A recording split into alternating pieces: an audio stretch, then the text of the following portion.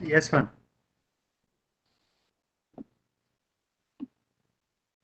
Can we begin? Yeah.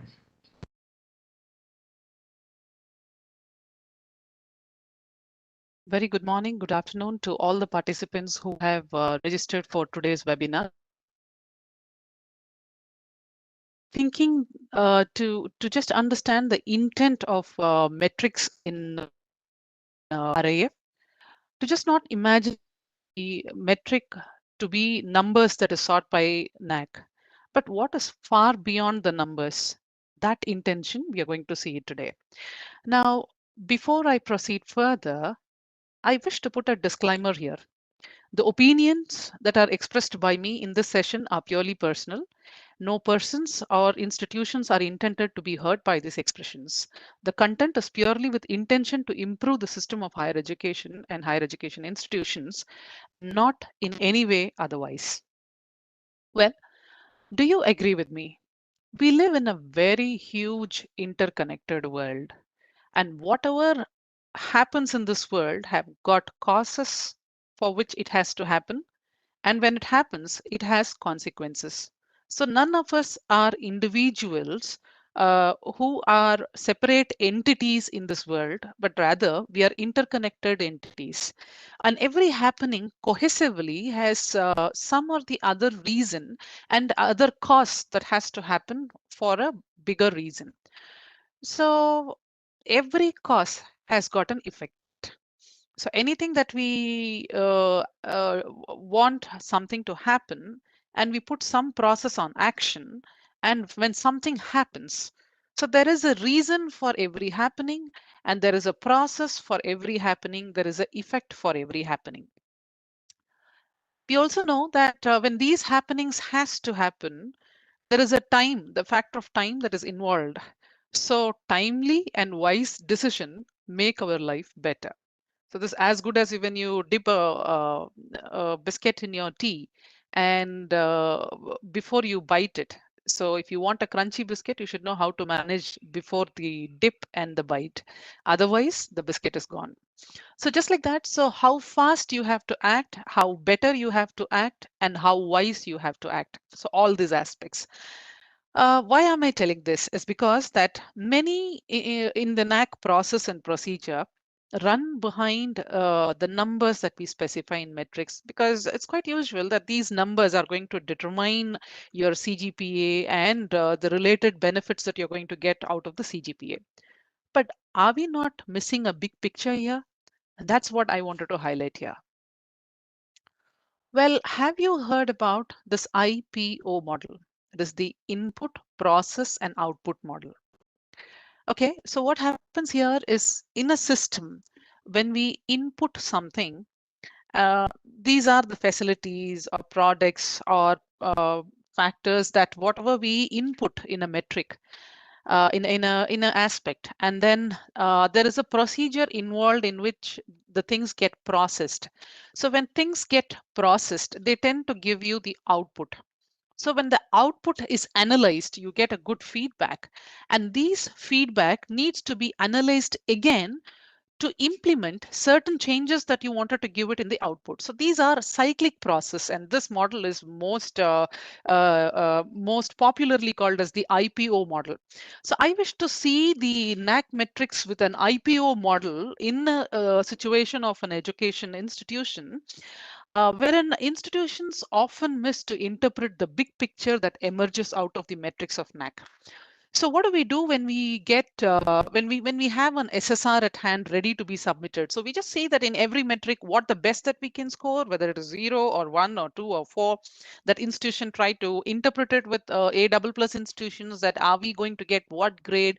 So that's what we are going to think about. But have you ever tried to look into the metrics, between the metrics, and try to see the interconnect that a metric offers? Now, what happens when you see like that? Let me tell you that. There are causes and consequences, and amidst that, there are processes. Now, we ask in NAC metric whether your curricula meets local, national, and global development needs. Now, why do we ask that? Take any subject into consideration. A curricula that we adopt, the reference books that we give, most of it. We try to match the international standards. We want to be the best, so we look into the Cambridge University, we look into the Harvard University, look into the best universities that offer your subjects, and we try to see, do we have the components of those, the subject matter that these people teach in their graduate programs, and we try to adopt that. But often we forget to understand that these models, whatever have been adopted by the great institutions, are towards the situations in which they are living and in the local conditions in which the people are going to be employed about, or the people are going to experience your subject is going to be different. So I don't deny it completely that you should not be looking into global needs, but ingredient of local and national needs are imperative and cannot be overruled. So what happens then? So when you see your curriculum, when you read through your curriculum, when you know, like for example, MSc Physics. So in India, MSc Physics, which of the companies offer employment for MSc Physics? Now, what do they need? What are the conditions there? Now, how is the local implications of that subject matter? So, keeping that in mind, when you revise your syllabus, the program is revised. And then many of them have this problem of, how do I sort out the courses which have focus on employability? Simple as that. This needs a more introspection into the market that offers you employment and the kind of subject that the market needs or depends upon for the employment. So when you see that, and you see some of the subject which are which cannot be eliminated and without which employment could not happen, and such kind of subjects are the subjects or courses having focus on to employability. So each subject, when you study, you should be able to reason out of what kind of employability will a person get if he accomplishes this particular course. And you also know that the market is ever changing. So we need to adapt to the ever changing market, which means that if you see computer science, today is Perl, tomorrow is Python, day after tomorrow is something else. So you need to actually keep on improving yourself. But the curriculum design and the curriculum aspects that we have in some universities have few restrictions. When you would have kickstarted with one syllabus or one program, and when you see that there is a short term emergence for something, like say app development or some subject that emerges up, and there is a employment opportunity in that particular field, you feel that these students, after they finish, they would be able to accomplish or reap the benefits of that subject, but you will not be able to give it into the subject. Maybe you will be able to give it into the subject for those who come in, but for those who are going out. So, and that's where value added courses come in handy. Now, these courses are trying to bridge in the differences that you see between academia and industry. This bridge can never meet. There's always gap. But how far we are trying to reduce the gap between these two is the success of a good design of a syllabus. So the fact that I want to tell you here is that not every time your program can be revised, and not every time that you get a short-term benefit rising out of the industry, some kind of a short-term need that's coming from the industry, and the academia wants to make use of that, cannot be implemented into your syllabus, because sometimes syllabus are also governed by the SRAs, that is the regulatory authorities. So at such point of juncture where you will not be able to alter your syllabus, but you will be able to supplement your syllabus, like how we take supplementary tablets, vitamin tablets, just like that, we can introduce value added courses. Now, these courses needn't have to be just about, yoga, or, about skills like spoken English or anything. It needs to be further beyond, because these are basic needs that are expected by an industry. But beyond that, in terms of the subject needs, what value addition you can give through these programs are the value added courses. So apart from this, it is very important that a syllabus needs to crisscross or encapsulate with professional ethics, gender related contents, human values, environment and sustainability. Why do we talk about this? Because we live in a society which looks forward for a gender equity and gender equality. So in that case, then every innovations that is going to come should be made use equally by a female and male counterparts. Now, what happens? Can I give you an example here? I don't know if you have read this book, a book that defines about what happens if gender equity is not practiced in academics and how it will lead to the implications. Like for example, if we take into consideration of in the medical field. Now, in a medical field, some kind of, like say, heart attack. Now, we say the causes of heart attack, consequences of heart attack. How do you feel when you have a heart attack? So they say that there will be a pain in your right arm and that will be radiating to your neck. So this kind of, samples that has been studied, this is more suitable for heart attack with male. With female, the symptoms are different. They say with female, it is associated with fatigueness, it is associated with headache, it is associated with vomiting sensation also. So now what happens here? Like where did we miss out? We miss out because in the samples of studying the symptoms, we did not include much amount of female. Same here with, have you ever experienced having a driving seat and a seat belt? Now, the innovation of seat belt is most awkward as far as a female driver is concerned. Now, why is this so? Because when this was designed, it was more suitable for a gents being a driver and not for a female being a driver. Now, these are all small things in our life that we see when we talk about, but it has a greater implication towards life, safety, security, and to enjoy a very equal and life with equity. So that matters. It matters a lot that if you do not have much number of female engineers into the project, then the thought of having more number of female samples might not be there or can be missed, and that means that the product that's going to come out of it is going to be gender biased. That way, we need more amount of gender related, whatever the aspect that we are studying or the work that we are going to do is for the best of humanity. So the human values need to be kept in mind. If at all we have the human values and professional ethics with us, we would not be facing the crisis what we are facing today.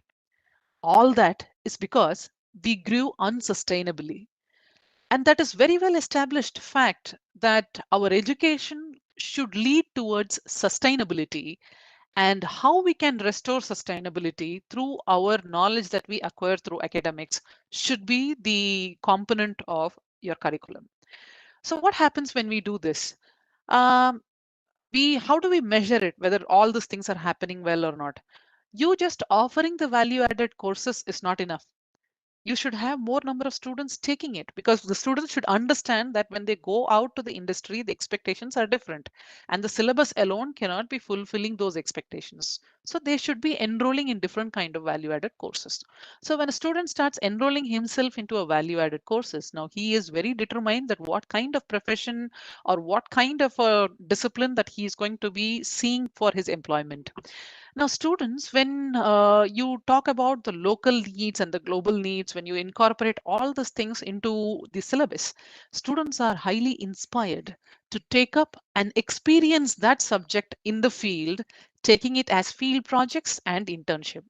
Now, most of it, you can also verify whether these were helpful or not through feedback mechanisms from the students, number one, and from the alumni, because you can alumni are the brand ambassadors who have gone out of the shell, seen the real world, felt how much of the bridge is connecting, and they are coming back to tell you that what connects and what does not connect. Now the employer is the beneficiary of your product, that is the students. So now he understands very well that what you have taught is very much useful for the industry, or does he has to put his efforts to churn further for him to be a useful resource for the industry? So that way the industry also gives you some kind of insights what is happening there and what needs to be improved in your syllabus. Now, when all these things are taken care, fourth are the parents. Now, many of them keep on asking what the parents have to keep comment on. What do they have to tell about? Now, parents have a lot many things to tell about. Every parent sends or sponsors his daughter or son to go for a postgraduate program for a better living, and this better living does not just make sense into economics, but also makes sense into overall development. So in that ambit of overall development, into his character, into his thinking, into his behavior, into his understanding, into all this holistic improvement that happens in a student, who can understand it much better than the parent? So it's important that the sponsorer needs to be addressed, and the sponsors are very important stakeholders, so we need to take their concern onto this feedback as well. So when these mechanisms come back, so this becomes the process. Now what is the consequence of this? Good and relevant curriculum. So the content is ready, the curriculum is ready, and what next? Now we will talk about the curriculum. So when you have a good curriculum, what causes demand ratio is the balance between employability versus your curriculum. So most wise students, before they choose your curriculum, they talk to the seniors, they see the employment opportunities that is there, or what they get out of it when they complete a program. And they also see and compare the curriculum of one institution with other institution, like what you offer, something different, something interesting, and something far beyond than excitement. So that is actually the secret ingredient of a demand ratio. So when you're able to provide a very good curriculum, as we saw in the earlier slides, and going further beyond, when the delivery of this curriculum is appropriate, you will really hit upon good employability. So when this employability is very good, so good curriculum versus good employability gives you is equal to good demand ratio. Now, in this also, we need to have several aspects into our mind. We don't live in a society which is equally blessed. So that way, we need to also certain obligations of the government needs to be fulfilled in order to meet equal, atmosphere. So reservations is one of them. And going beyond the reservations, like that of the EWS or any other aspect, when we see assessing the learning levels, because all of them would have not come to the graduate program with the same learning levels. Like for example, a CBSE student's learning level is not equal to a state syllabus learning level, and both of their learning levels is not equal to a ICSC syllabus learning levels. So that way, when the learning levels are different for them, but what they have learned and come, the exams, boards that they have passed and come to you is the same. So then you need to bring them to a common level of learning so that you will be able to take them as a class together in the process of learning. So in that case, then you should have specific programs for specific group of students. Like you would be able to group them as slow learners, advanced learners, and even in the slow learners, you have different types of components that makes them slow learners. Language could be one important aspect, because many people come from the regional medium, and when your graduation program is onto English medium, the most important component that has a lacuna in the slow learners is that language. Second is understanding capability. Now, understanding and conceptualizing capability is because that maybe what social group they come from, or the economic group they come from, or the earlier experiences in which they have learned and they have come from, or it could be due to many biological reasons also. So that way, when you're assessing a learning level, it is very important that what kind of techniques do you apply to assess a learning level is very, very important. Many of the institutions, they try to justify themselves that it is with the internal assessments, it is with the tests, written tests that they give, with the marks that they obtain in the test, that they try to classify learning levels. But let me tell you, learning levels are not assessed only with marks. Learning levels are assessed with performances. Now, performances versus mark, they are different.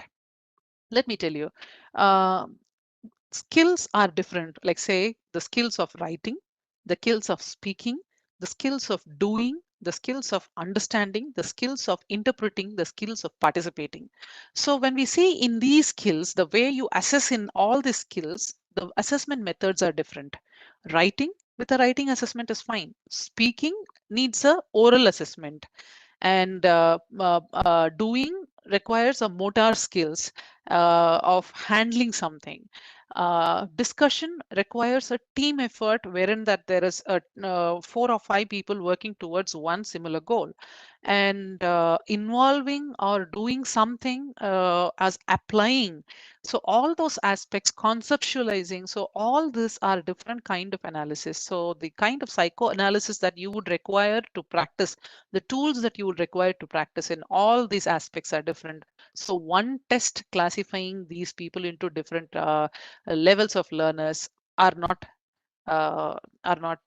sufficient. Well, if you want to process, do all this is required for good curriculum transaction. Now, what are these? A curriculum is ready, the content is ready. Who has to deliver? Teacher needs to deliver. What is the number of, if the number of teachers are less, they will be overburdened. When they are overburdened, they will only try to finish your curriculum. They will only try to cover a syllabus, and they will not think about uncovering a syllabus. There's a lot of difference between covering a syllabus and uncovering a syllabus.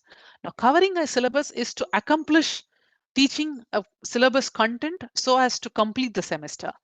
But uncovering a syllabus means opening up the syllabus to totally a new world where the students can walk in and explore more further. So we always express that a teacher should always be an inspiring teacher. So a teacher needs to take the students to a student-centric method of learning.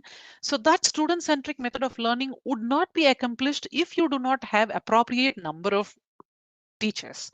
So that means employing number of teachers, and what kind of techniques that the teacher have to use.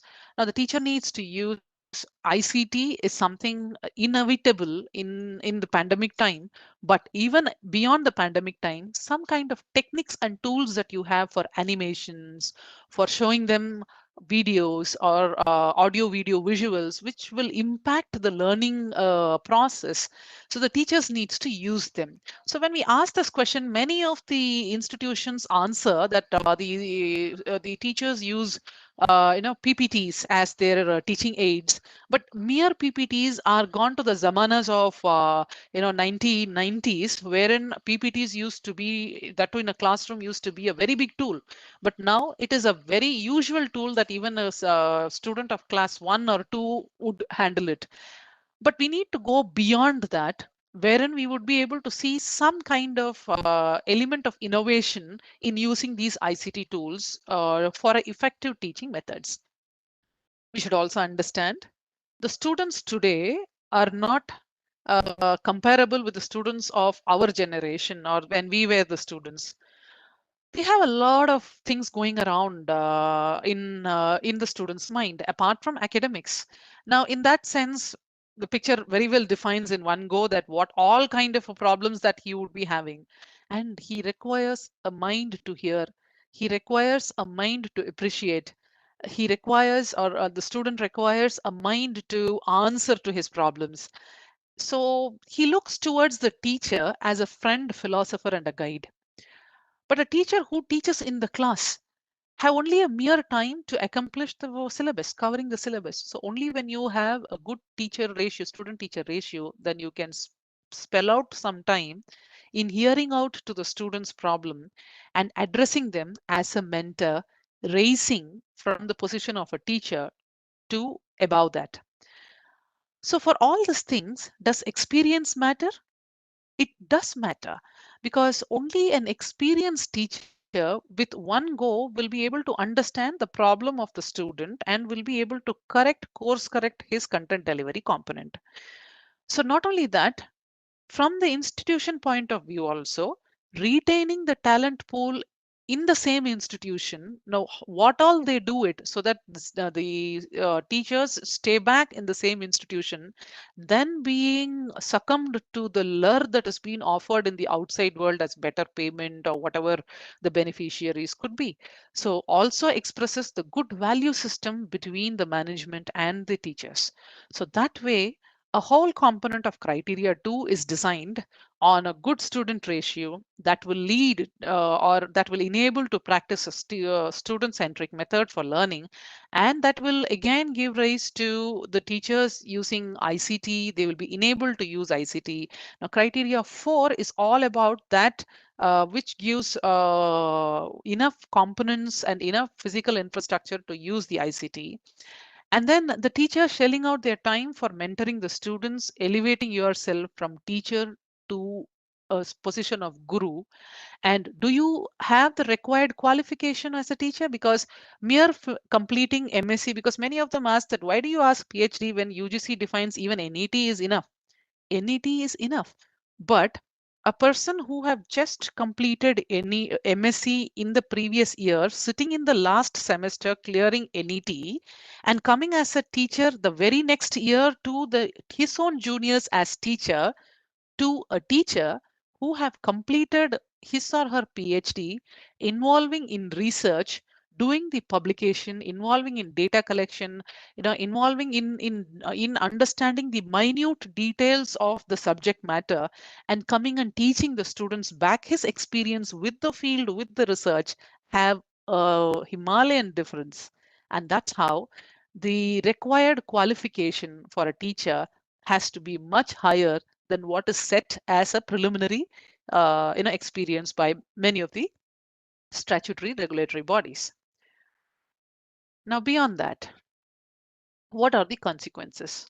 When teachers stay over years with the institution, their performances improve, because when we see the way that they involve with the teaching learning process, the content delivery, they experiment, they come out with different ways and means of teaching, they would be much, you could see much kind of improvement that happens in the teaching learning process.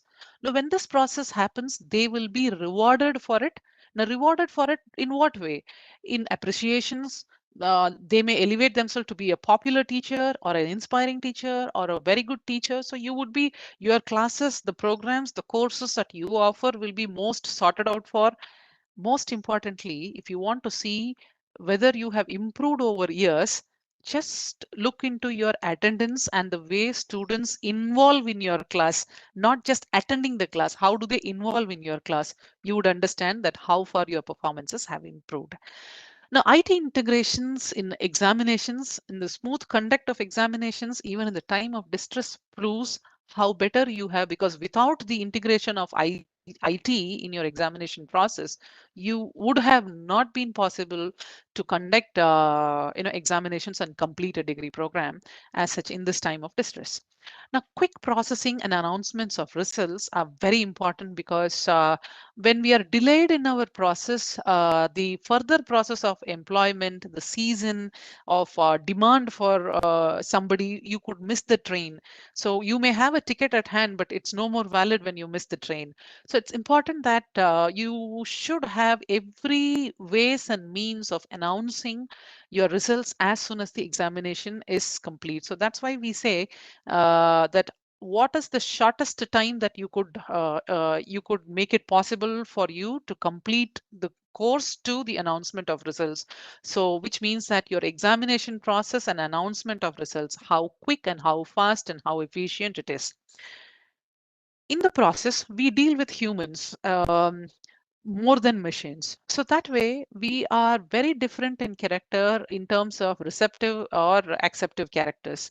So in that way, then there are a lot of grievances that rise out in the process. Now, what kind of a system do you have to address the grievance? So is there is any voice for the aggrieved, and is that is heard? Is that is addressed? Now, all this talks about the betterment in a system. So when the aggrieved have a voice and it is heard and it is addressed, so which means the process becomes smoothened and that further augments your announcement of results. Okay. Now, it is also about the self-evaluation that we needs to do to ourselves. And the self-evaluation is onto the program outcomes, the course outcome, the program specific outcome. There were a lot of seminars, webinars that were held by NAAC explaining about what are program outcomes, what are course outcomes, and what are program specific outcomes. Now, program outcomes akin to the graduate attributes. So when a program is selected, like for example, a science program, so notwithstanding whether it is BSc chemistry, BSc physics, or BSc mathematics or anything, but BSc, when a student completes a science graduation, what is required to be his qualifications? What are the outcomes? So that becomes the program outcomes. Now, course outcomes, let me tell you, program specific outcomes is that then while classifying this as BSc physics, then further explaining to the program outcomes what are going to be the specific outcomes for those people who have completed a BSc botany or BSc mathematics or BSc. So the greater intention of all these things put together becomes the program outcomes. Now, course outcomes are more specifically as every subject when you study, every course that you study and write exams.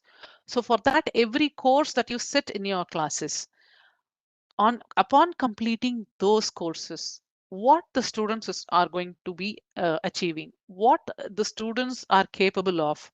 So now those are the course outcomes. Now, it needs the program outcomes, the program specific outcomes, and the course outcomes needs a wider publicity and wider clarity for both teachers and students. Because this is in a class, both students and teachers are in a journey of a specific subject, in a specific subject. Now, if you see this like a bullock cart with two bulls, one is a teacher and other one is a student, and both of them are walking together covering a distance. And if both do not assess themselves to assure that the path is right, when both do not assess themselves whether the outcomes are achieved at appropriate levels, the teacher needs to understand that whether her class content, what she is teaching, the methods, whatever she is teaching, is appropriate to achieve the outcome. The student needs to assure that it is for this purpose that the teacher is teaching, and I'm ready to do that purpose, and I'm capable of doing that. So to reach the right destination of learning levels, they both have to be on the same page. So that way, giving awareness about program outcomes, course outcome, and program specific outcomes for the teachers as well as the learners are very, very important. Now, what is the consequence? When you practice all these things, you see, you will have increased pass percentage.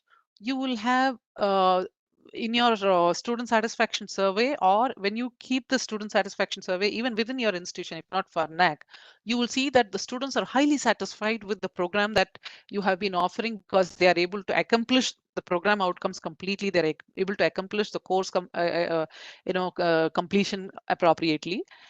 Then when what you intend to do is exactly what you do, the outcomes will be that you will because you have included the industrial component in your syllabus, you have included value added components in your syllabus, you have got the right way to the content delivery of the students, so you are able to achieve whatever the set goals as outcomes of the program or the courses. Then it should lead the students to a good placements. Now, good placements is just not onto the number of placements, but the kind of companies they come to pick up your students. Are you the first choice? Or your institution students are the first choice? How's the package? Now, all these things matter. Though NAC does not ask these metrics, but it is not forbidden for an institution to use this for their self-assessment. More students are also, when the teacher actually content delivery is so perfect that it inspires the students, they go beyond work, they also inspired to take up further higher studies. So when further higher studies, when the students go and they go out for good innovators and they bring out laurels back to your institution from where they were graduated. Now let's come to the research component. Institutions need a research policy of what is their goals and missions of their research that they wanted to do, and what kind of facilities and how they are going to promote research within the ambit of infrastructure that they have in their institution. Now, institutions also should understand that any project today in a competitive world is not easy to be accomplished and brought to the institution.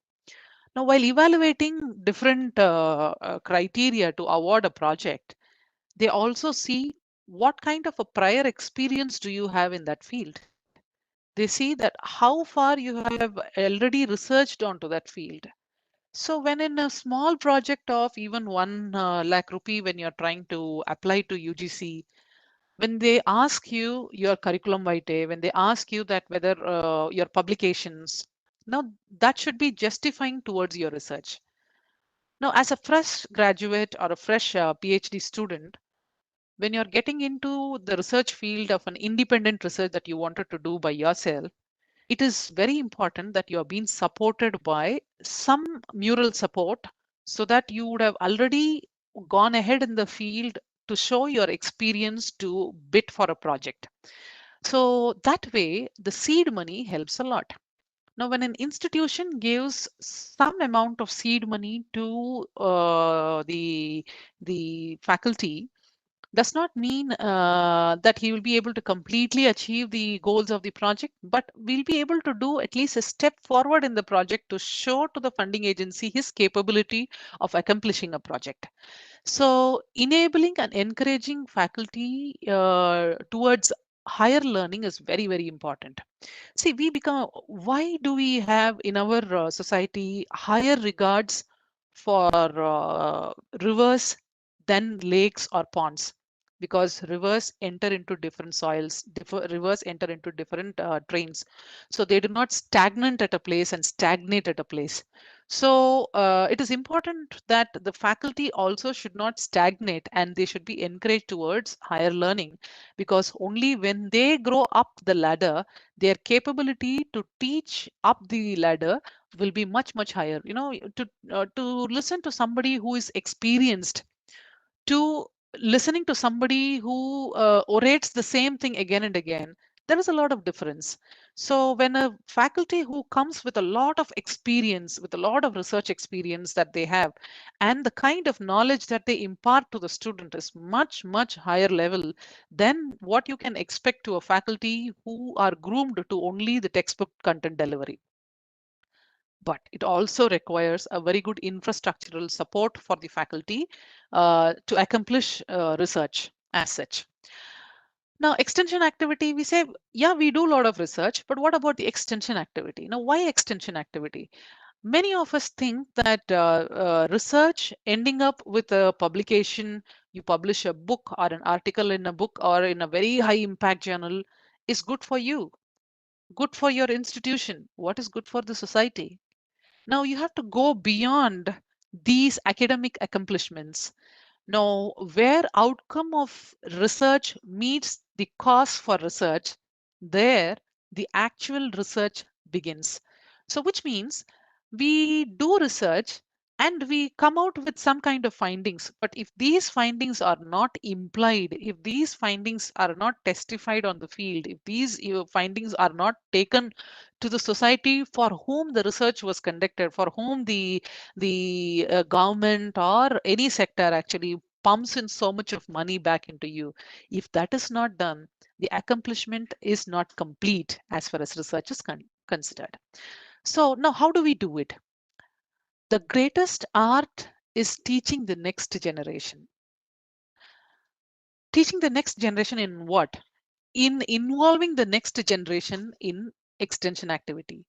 Legacy is not what I did for myself. Now, what the publication I did is for myself. because I have the CGPA, I have the, I'm going to get the API, and I'm going to be getting the bibliometry. I'm going to get the good citation impact.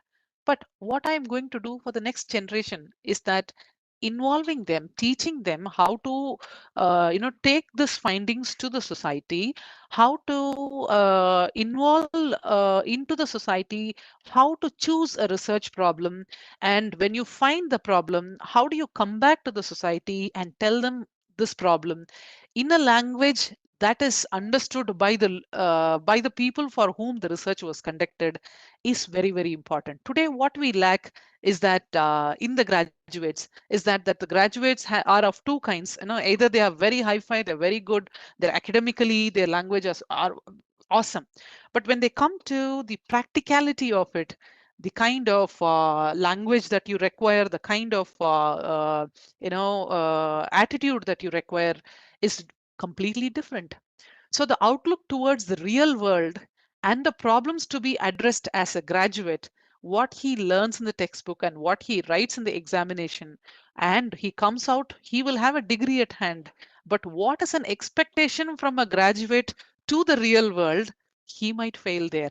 So, in order to make him even pass in that criteria as well, it is important that the students need to be involved in the extension activities, which is driven by research. Now, we also need to set the right perception. What the graduates need to offer for the society.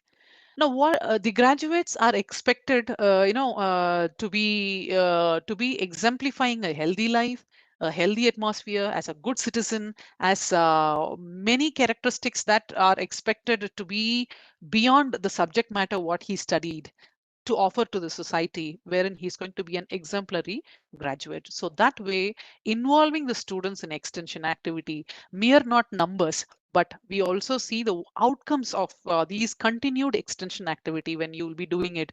So you will understand what is the benefit to the students, what is the take home for the students, and what is the take home for the society. And in between these two are your research findings that is going to offer this particular extension activity itself.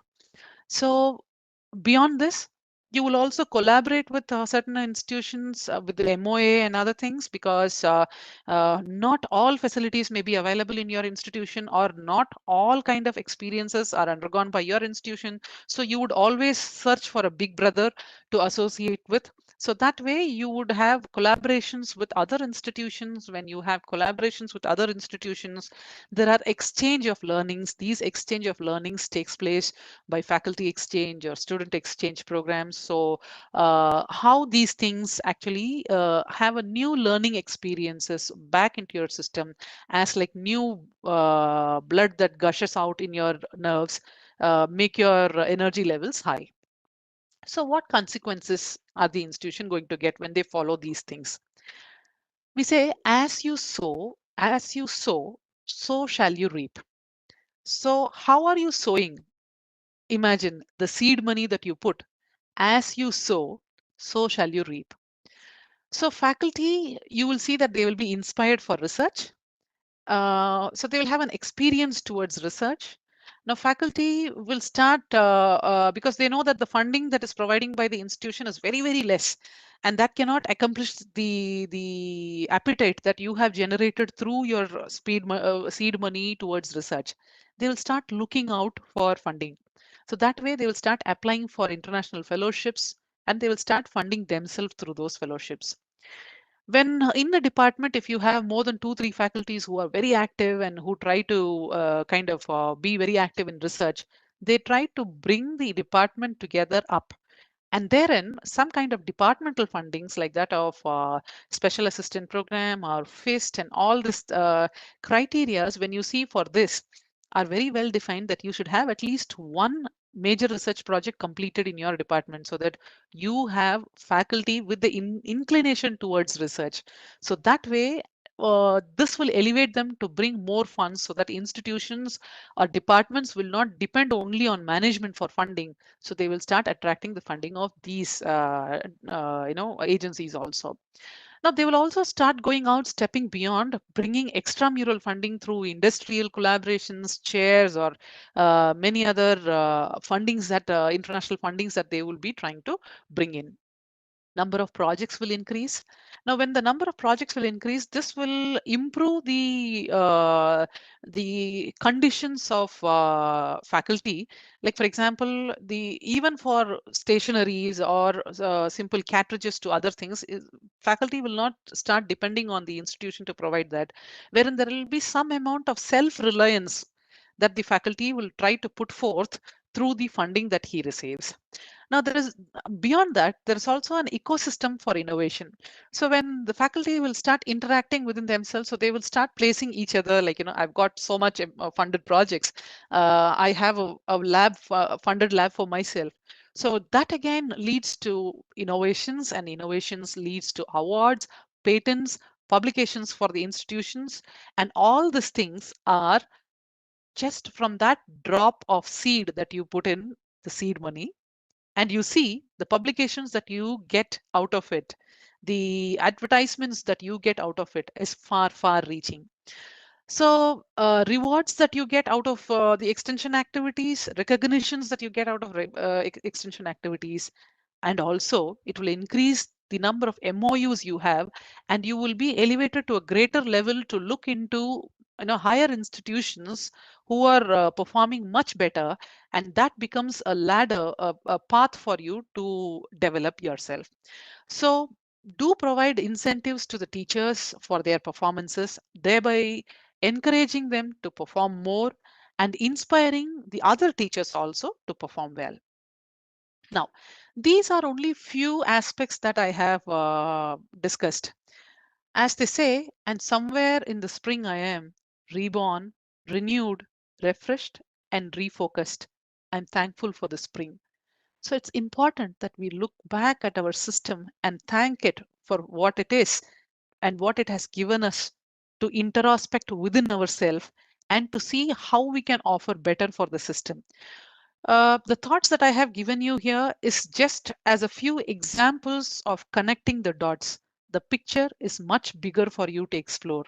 So that way, I would request you not to look the metrics as an individual component. They are interconnected component. They connect with each other. So if you say you have a research policy, if you say you give seed money, look into how the teachers have progressed. If they have not progressed, try understanding what is the hurdle and try to remove those hurdles and see that there is a unstopped spring in each of our mind. Let it be reborn, renewed, refreshed, and refocused for the betterment of the country and the betterment of the world in total. Thank you very much. Now maybe open this forum for discussion. Participants are requested to ask their questions by raising their hands. They may raise your hands so that based on that we'll unmute you and you may ask your questions.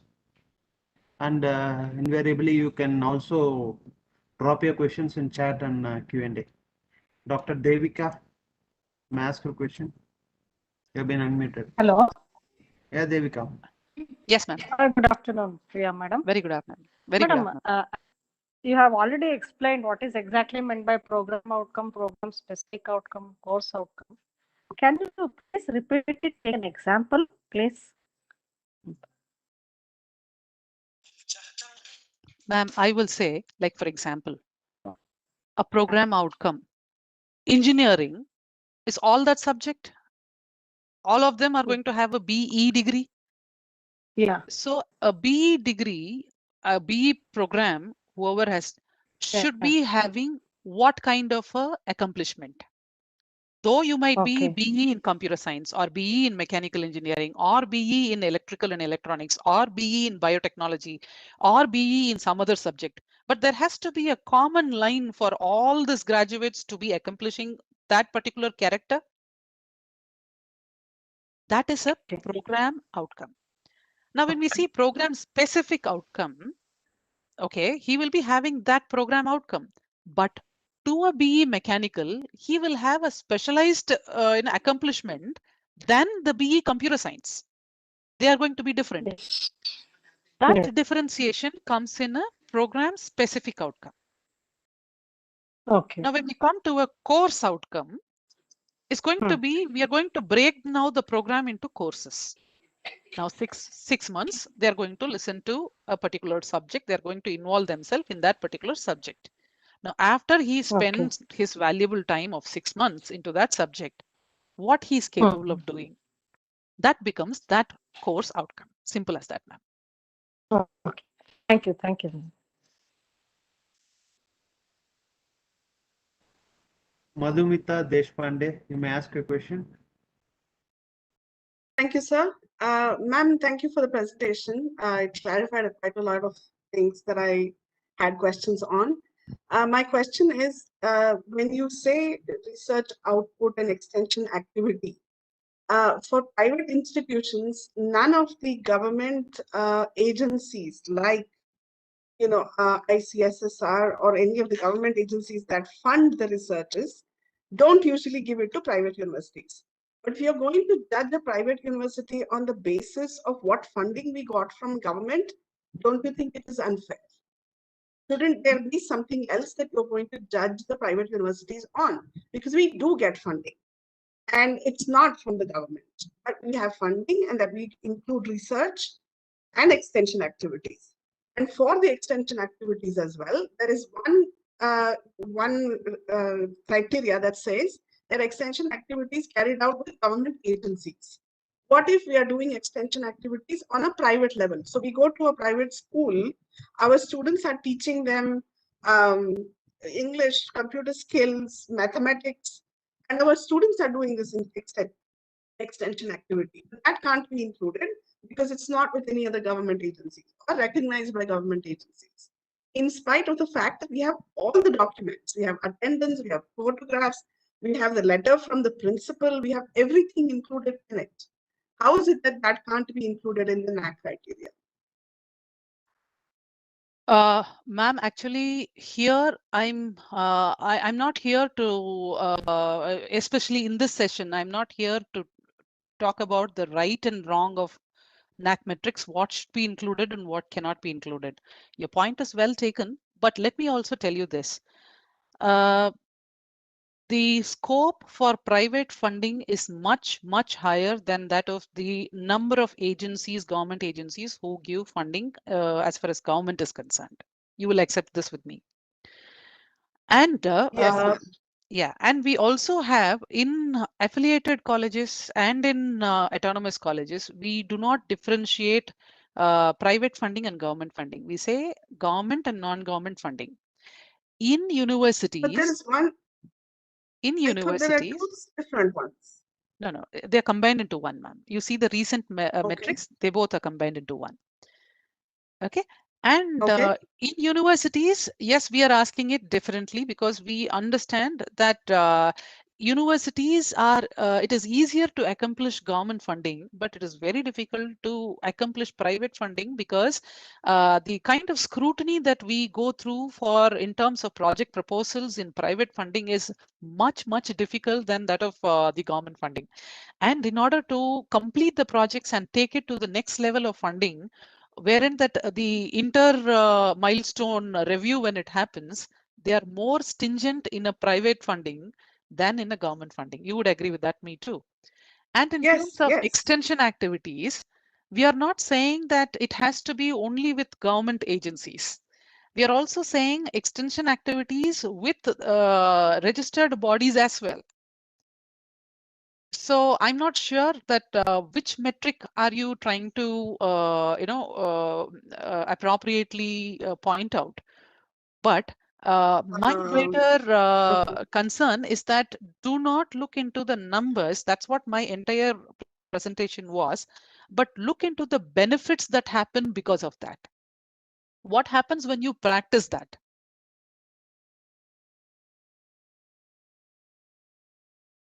We move to the next person, Dr. S.B. Nageshwar Rao. Madam, Sir. Excellent presentation, right from Thank you, IPO sir. model, demand ratio, self-evaluation, specifically that bullock cart example and also the reverse.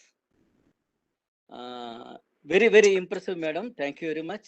And my question is, what is the difference between gender equity and gender inequality? Okay. Now, when we talk equity and gender equality, both are same or any difference is there? Oh, there are the difference between gender equity and gender equality. Gender equity is the process of being fair to women and men. Gender equity actually leads to equality. Now, equity is a process through which equality is obtained. Okay, okay. Equality can be measured in terms of numbers. Equity can be measured in terms of process. Okay. Thank you. Thank you. Very nice. Shalini Sharma. Right, sir. Thank you so much. Good afternoon, ma'am. Very good afternoon, ma'am. Ma'am, so beautifully you actually explained the whole process, the way the processing starts and how we close the loop. And more importantly, I learned why we are doing it, what is the benefit of doing it, rather than looking at the statistics. That was your whole main agenda which you were presenting today, and very beautifully done so. Ma'am, my question is, when we are making the curriculums, we do take into consideration the international curriculums, the national, and the local needs. So these are the three things which we need to imbibe in our program structure or the program in different courses. So very well also again, ma'am said that international curriculums, when we are picking up things, we have to look at our local needs. So my question is, how do we look into the proper blending of the international, national, and the local? Local, I got, ma'am, that it is basically the needs of the industry, which we are blending inside our curriculums. How do we blend in the international and the national? That is what I was actually thinking about, ma'am. Okay. I don't know. I would like to answer this question as from my subject field. I'm a geographer, basically. So when I was studying climatology, we were taught with Thornthwaite's classification of climate. Now, Thornthwaite is a US fellow, and he has classified globally how the climate regions can be classified. Now, when globally the classification happens, then we thought about how do we locally classify them? Like nationally, like, when we look into the Himalayan region, so what kind of climate is it? When we look into Rajasthan region, what climate it is? When I look into the Deccan Trap, what kind of climate it is? When I look into the coastal region, what kind of a climate it is? Now, when I talk about that and looking into a specific region, like say Bangalore city or in and around Bangalore city, the climate is again different to different region. And how are they different? Why are they different? Can Tantuit's classification be extended to such a local level? Is it possible? It is amicable. So when we talk about these applications of bigger, say, like for example, in a demand and supply, we talk about examples of international demand of iron and steel, or international demand of petrol and its pricing. All these things, when we talk about, we should also talk about, say, the demand and supply and the pricing of onions and tomatoes. Perfect, ma'am. I got your example. That is very nice. Very well explained, ma'am. Thank you so much. Thank you. Dr. Radhakrishnan. Good afternoon, ma'am. Thank you very much for your presentation. We are a very fresh affiliated college, and we are struggling to get funding on research. So, because self-financed affiliated colleges are very difficult to find funding agencies. Can you suggest some of the funding agencies or the process how we can make it out? Sir, maybe that is not the purview of the presentation, but what I would suggest is that far beyond looking into the government funding agencies, maybe look into the industries who on the CSR, that is on their corporate social responsibility, which means 10% or 2%, I'm not sure how many percent of their profit needs to be set aside. And some of the corporate social responsibilities tries to invest it on institutional researches as well. So try funding such kind of corporate houses who can fund your research, who the responses or the outcome of your research will be useful for them and for the society as well, or the places where their goods go to. So such kind of places are those unexplored places for academia to explore onto the research funding, sir. That will be my suggestion to you. Thank you. Thank you.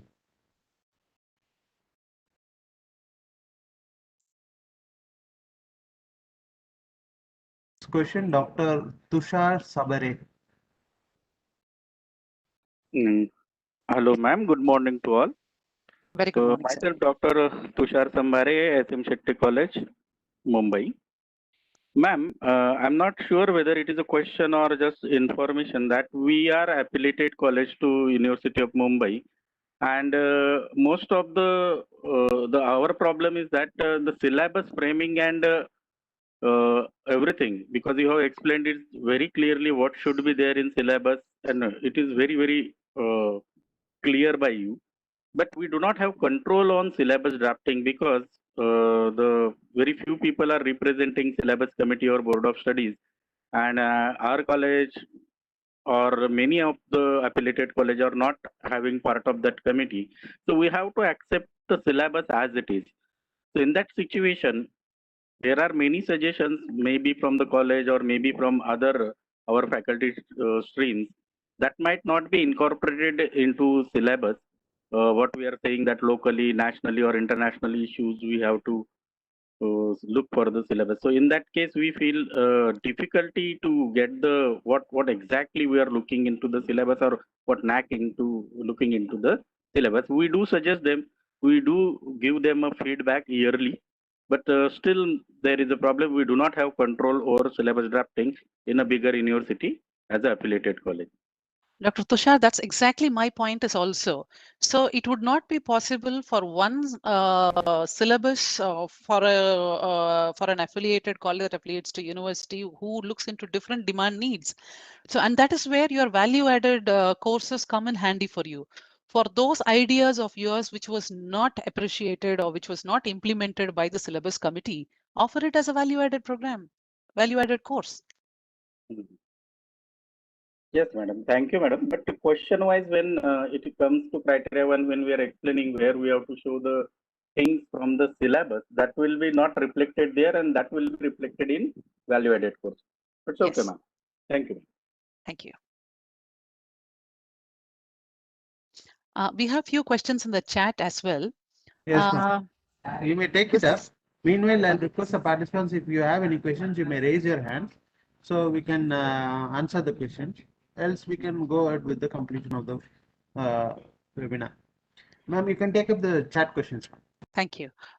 It's an can you please elaborate me more on value-added courses, and when we say that it should be out of the curriculum and that too for 30 hours? Madam, let me clear one thing. I'm sorry, this is by Ramakant Kaple. Sir, let me clear the air here. See, it should be out of the curriculum, not out of all curriculum. We are not asking you to invent something new which is not being taught in any of the curriculums at all. Now here, value-added, like for example, C certificate is one of the course in MCA or BSc Computer Science or BCA. But it shall not be a course in BSc Statistics. But if that course being there in BSc Statistics, it could be better for the students for employment. Now, in such case, then that course of value-added this certification of C or C++ or C# can be provided as value-added course for statistics students. So which means it could be part of curriculum for some other course, but it's a value added course for some other course as such. So when you're describing a value added course, then you should also clearly mention that, you know, that C program cannot be a value added course for BSc computer science or MSc computer science or MCA or BCA, but it can be value added program for these particular courses alone. So that way it can be part of curriculum, but not a part of curriculum which is inside inside the curriculum that can be offered as outside the curriculum for another program. That is one thing. Second thing, it has to be 30 hours. Yes. Say minimum learning hours, like for example, why we have kept this is that we live in a society where we're talking about credits, CBCS, or in that at least a 2 credit program would have a good value added knowledge gathering hours that we give them. Otherwise, even a day or 2-day program being conducted, we say that even 5 hours course, we will say that it's a course. No, any course should be given its time, the incubation period for the students to learn it. And that is that we have arrived at least a 2 credit, each credit being 15 hours of teaching, at least 30 hours of teaching learning should be there. And that's how we have arrived on this 30 hours. And this 30 hours can be, say, if you're going to teach 6 hours a day and you're going to finish it within 5 days, that is also accepted. Or if you're going to have 2 hours a day and you're going to complete it within 15 days, that is also accepted. If you have 1 hour a day and you're going to complete it within a month, that is also accepted. So the flexibility is with the institution. Okay, here we have, can you please elaborate more on value added courses when, okay, that's done. Why do we promote ICT methods of teaching instead of blackboard teaching? That's because the effectiveness going beyond the blackboard, certain aspects which the animations can make you understand, which the audio visual can make you understand, which can bring you more close to the real world. These aids are more imperative, very effective, and it helps you to understand things much, much better. Imagine a teacher drawing on a blackboard some machine that in a mechanical science, when you're trying to draw something, half an hour goes in just drawing it appropriately, correctly. And the handwriting would not match for everybody, for the students to understand. But that way, when you have a picture already made, to share that also with the students becomes very, very easy. So please understand, teachers have to put their effort to go and match the developments of ICT in teaching. Otherwise, you will be left behind. The world is not going to stop for you. It's going to change. And the students who are sitting there at front of you are much, much learned, much, much faster, much, much efficient in these ICT tools than us. So it's important that we have to match the race. We could see in most of the NTPL courses, especially in physics, and HC Sharma courses, they have been using blackboard teaching, which is found to be very effective. No, I don't say that blackboard teaching is ineffective, but I say complementary to that, if you use ICT, it is more augmented, it is more better. And I don't say that you can replace it with blackboard thinking, teaching, but it can be augmented with ICT implementation also. That's what I mean. In some subjects like molecular biology, isn't it a bit difficulty to pinpoint employability angle? In fact, if I'm a learned teacher in microbiology and I have vision and foreseeing to look where my students need to be placed, I don't see that there will be any problem in thinking about the angle of employability. Of course, we can argue it theoretically in understanding which is required for further practical orientation subjects like genetical engineering, but how exactly we project it. See, the projection of employability is very easy, I'll tell you, because you had just a flock of birds every year flying from your institution and trying to build their nest somewhere. Try to see where they have gone and extrapolate it, map it. Simple as that. So that gives you your place where you need to strengthen a lot, where you need to tie up a lot, where you need to accustom your syllabus a lot. All those things you can see if you are trying to map your alumni, map your graduates where they are building their nest. Simple as that. Now, why do we promote IC? Okay, that have been answered. How can we rearrange teaching humanities, social sciences, languages, etc., based upon projects and fundings? Why not, ma'am? This is a whole bundle of joy teaching social science subjects, because in science, you every now and then have to connect to application. But these subjects are already applied subjects. What examples you can get is like, you search for one example, you get 100 examples. You search for one project, you have hundreds of ideas to imply and work upon. So funding as such is unlimited, but you need to combine with interdisciplinary aspect as far as the social science is concerned. That would give you more prospects, or it will open up more prospects for funding. Can value-added course be part of program structure that is reflected in the grade card?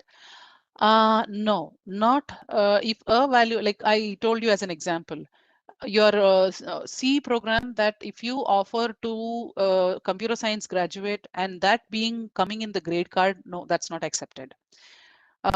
Can soft skills and behavioral skills be part of value-added courses? Why not? It can be. But what I mean to say is that please go further beyond this, because these are elementary value added programs, but you need to be more subject specific as far as value added is concerned. Can soft skills be okay?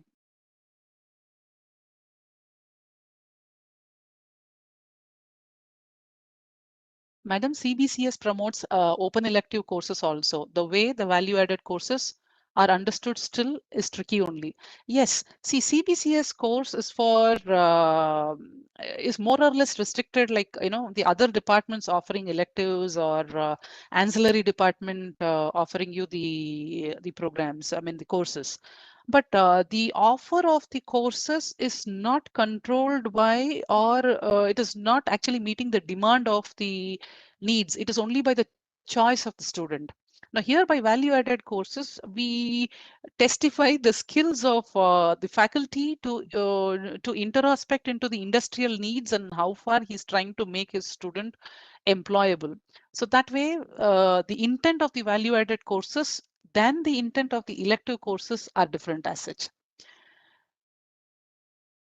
Certificate courses are at least a 6 months program. If you can just see the UGC definition of a certificate course, it very clearly says that. But value added courses are more kind of an not onto the system of grading, or it does not come into the system of your assessment at all as such. But certificate courses do come onto the system of assessment in the sense in terms of awarding of the certificates. I'm done with it, Samuel, with all the questions. There is one question in the Q&A. You may take it up also, no? Q&A. Okay.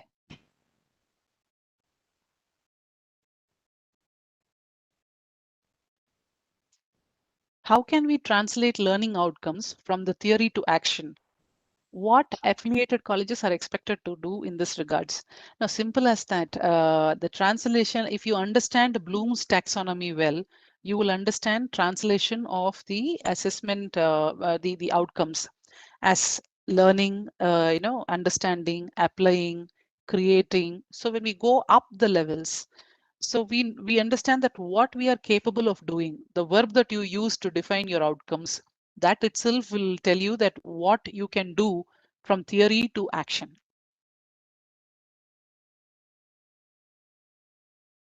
Is there any specific duration for value-added courses, and should it be approved by the affiliating university? No.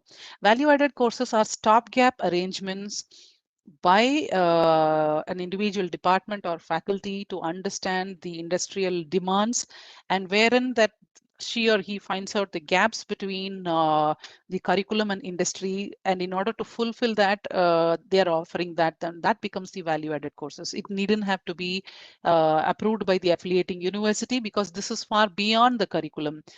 This is this kind of an extension for the welfare of the students, to make the students more, employable. That way, it doesn't need the affiliation college approval, university's approval. Now, again, the value-added courses imparting life skills, can it include courses like AI, machine learning, etc.? Now, yes, it can, but to what program do you want to offer this? Now, is this not part of their own program already? Now, for again, when you say the computer science, BS IT, so for them, if you're going to say AI has to be inside their subject, it's not should be as a value-added program. But for somebody else, like other students, if you want to give an AI, that is appreciated. So value added is that you see what is required beyond the curriculum, and then you're trying to provide it. Did I miss out anything, Samuel? There is one question, it has been marked to host that I will read it out. Maybe you Yeah. can answer it. But you compare C graded institution with A plus institutions. We see the difference not in the process but in numbers. I don't personally compare C grade or B grade institution. I only want the institution to introspect within themselves that in the next cycle what they have got. See, we cannot compare, you have to understand that the situation in which you are functioning, you are trying to perform is different from the situation a A-graded institution have been from, and they did not become A-grade within overnight.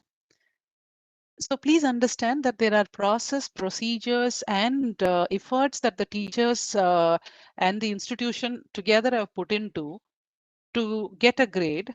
And I want you to understand it. The whole point of this presentation is that please do not look into grade. Please do not look into numbers of the metric. Look what the metric intends to do. And that's what is more important. If you got that inner meaning of each metrics, then your grades, your numbers, all that things should follow you.